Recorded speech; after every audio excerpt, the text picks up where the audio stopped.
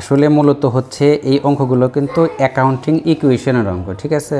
তো এই ইকুয়েশন করতে গেলে প্রথমে আমাদের জার্নাল শিখতে হবে। তার জন্য আমরা জার্নালগুলো প্রথমে প্র্যাকটিস করব।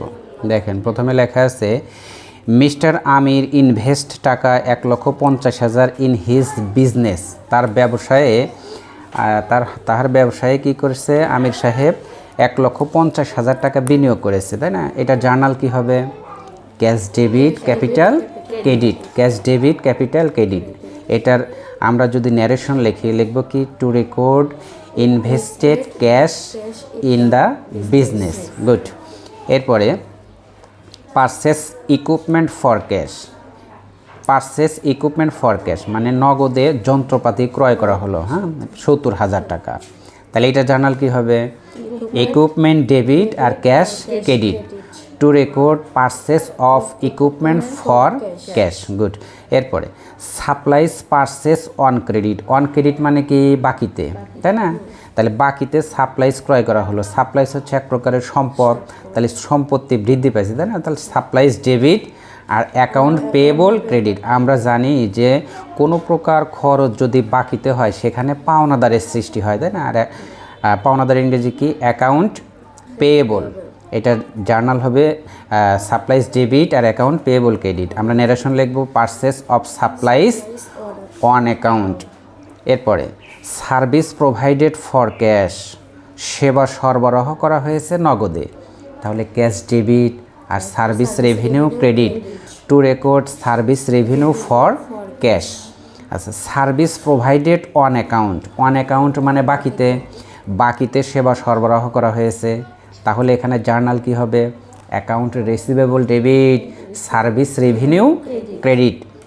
কেন অ্যাকাউন্ট রিসিভেবল? বলে আমরা জানি যে সকল প্রকার আয় যদি বাকিতে হয় সেখানে দেনাদারের সৃষ্টি হয়, আর দেনাদার ইংরেজি কি? Account receivable. তাহলে account receivable debit service revenue credit. To record service revenue on account, ঠিক আছে? এরপরে রেন্ট পেইড ইন ক্যাশ টাকা 1500 অ্যান্ড স্যালারি টাকা 2500। তার মানে নগদে ভাড়া দেওয়া হয়েছে 1500 টাকা এবং বেতন দেওয়া হয়েছে 2500 টাকা।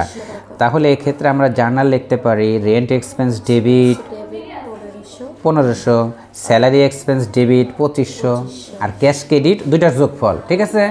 ব্যাখ্যা লিখব two record rent and salary expense for cash. Cash paid two account payable. Account payable মানে কি? পাওনাদার। পাওনাদারকে টাকা, নগদ টাকা পরিশোধ করা হলো। কত টাকা? 5,000 টাকা, তাই না? তাহলে account payable debit cash credit, তাই না? ক্যাশ কেন ক্যাশ ক্রেডিট হলো? যে ক্যাশের পরিমাণটা হ্রাস পাইছে, কমে গেছে, হ্যাঁ। আর টাকাটা কাকে দেওয়া হয়েছে? পাওনাদারকে। ইনি হচ্ছেন গ্রহীতা। Account payable. এখানে আমরা ন্যারেশন লিখতে পারি বা ব্যাখ্যা লিখতে পারি to record paid cash on account payable.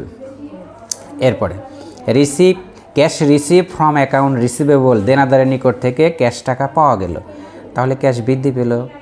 তাহলে cash debit account receivable credit. কেন ক্যাশ ডেবিট হলো? বলে ক্যাশের পরিমাণটা বেড়ে গেছে, বৃদ্ধি পাইছে, হ্যাঁ, ক্যাশ ডেবিট। আর অ্যাকাউন্ট রিসিভেবল কেন ক্রেডিট? বলে অ্যাকাউন্ট রিসিভেবল হচ্ছে ইনি একজন ব্যক্তি, ইনি হচ্ছে এবার কি? দাতা। কে টাকা দিছে? অ্যাকাউন্ট রিসিভেবল, দেনাদার দিছে। তাহলে cash debit account receivable credit. To record cash receive from account receivable. Cash withdraw by the owner. মালিক ব্যবসা থেকে নগদে উত্তোলন করছে 5,000 টাকা। তাহলে withdraw debit cash credit. To record drawing for cash. এর পরবর্তীটা মিস্টার মেহেদি ইনভেস্টেড টাকা 1,20,000 ক্যাশ ইন দ্য বিজনেস। সে ব্যবসায় কী করছে? 1,20,000 টাকা বিনিয়োগ করেছে। এটা আমরা পারি ক্যাশ ডেবিট ক্যাপিটাল ক্রেডিট, হ্যাঁ। এইটার জার্নাল এখন আমরা আর বলবো না, কি ব্যাখ্যা এটার আর বলবো না। পারচেস ইকুইপমেন্ট টাকা 15,000 টাকার ইকুইপমেন্ট ক্রয় করা হয়েছে। মিস্টার মেহেদি পেইড টাকা 5,000 ইন ক্যাশ, মানে 5,000 টাকা নগদে দেওয়া হয়েছে। And sign a note payable for the remaining balance, এবং অবশিষ্ট টাকার জন্য নোট পেয়েবল ইস্যু করা হয়েছে, তাই না? তাহলে এখানে আমরা জার্নাল লিখতে পারি কি? Equipment debit cash credit. Equipment debit করবো কত? 15,000 টাকা। ক্যাশ ক্রেডিট করবো 5,000 টাকা। আর নোট পেয়েবল ক্রেডিট করবো 10,000 টাকা, তাই না? ঠিক আছে, বুঝতে পারছেন? আচ্ছা, এরপরে পেইড টাকা 1500 for office rent for the month, মানে চলতি মাসের 1500 টাকা ভাড়া প্রদান করা হলো। তাহলে rent expense debit, cash credit, ঠিক আছে। এরপরে পারফর্ম টাকা 20,000 অফ সার্ভিস অন অ্যাকাউন্ট, 20,000 টাকার সেবা দেওয়া হয়েছে অন অ্যাকাউন্ট মানে কি বাকিতে। তাহলে account receivable debit, service revenue credit. আচ্ছা, উইথড্র টাকা 1,200 মানে 1200 টাকা in cash for personal use, ব্যক্তিগত প্রয়োজনে 1200 টাকা উত্তোলন করা হলো। তাহলে উইথড্র ডেবিট অথবা ড্রয়িং ডেবিট, ক্যাশ ক্রেডিট। হ্যাঁ, পারচেস সাপ্লাইজ ফর টাকা 1500 অন অ্যাকাউন্ট, 1500 টাকার সাপ্লাইজ বাকিতে ক্রয় করা হলো। তাহলে supplies debit, account payable credit, ঠিক আছে।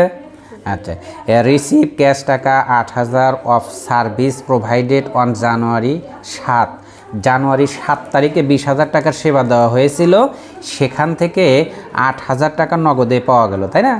তাহলে ক্যাশ ডেবিট আর অ্যাকাউন্ট রিসিভেবল ক্রেডিট। ক্যাশ বৃদ্ধি পেল আর টাকাটা দিল কে, দেনাদার, তাই না, এই জন্য দেনাদার হচ্ছে credit. Made a cash payment of টাকা 7,000 ইন দ্য নোট পেয়েবলের 7,000 টাকা পরিশোধ করা হলো মানে প্রদান করা হলো, তাই না। তাহলে এখানে জার্নাল কি হবে, নোট পেয়েবল ডেবিট আর ক্যাশ ক্রেডিট, তাই না। এরপরে রিসিভ ক্যাশ টাকা 11,000 as full settlement of remaining money for service provided on January মাসের 7 তারিখে যে সেবা দেওয়া হয়েছিল 20,000 টাকা, তার মধ্যে কত টাকা পাওয়া গেছে, 7,000। এখন পাওয়া যাবে কত তাহলে, না 7,000 টাকা, সরি, কত টাকা সেবা দিয়েছিল, 20,000। 20,000-এর মধ্যে সে 8,000 টাকা দিয়েছে, তাই না। তাহলে এখন আমরা তার কাছে কত টাকা পাবো, 12,000 টাকা। 12,000 টাকার মধ্যে 11,000 টাকা দিয়ে যে বলতেছে রিসিভ ক্যাশ টাকা 11,000 as full settlement of remaining money for service provided on January 7 তারিখের যে ওই যে আর 12,000 টাকা পাওয়া যাবে, সে 12,000 না দিয়ে 11,000 টাকা দিয়ে পূর্ণ নিষ্পত্তি করে মাপসাপ। তাহলে যেটা পাওয়া গেল সেটা ডেবিট, ক্যাশ ডেবিট, আর যেটা পাওয়া গেল না 1,000 টাকা সেটা discount expense debit, cash debit, discount expense debit আর অ্যাকাউন্ট রিসিভেবল ক্রেডিট 12,000 টাকা। পেইড টাকা 2,000 ফর এমপ্লয়ি স্যালারি, কর্মচারীদের বেতন দেওয়া হলো 2,000 টাকা। তাহলে salary expense debit, cash credit. পরবর্তী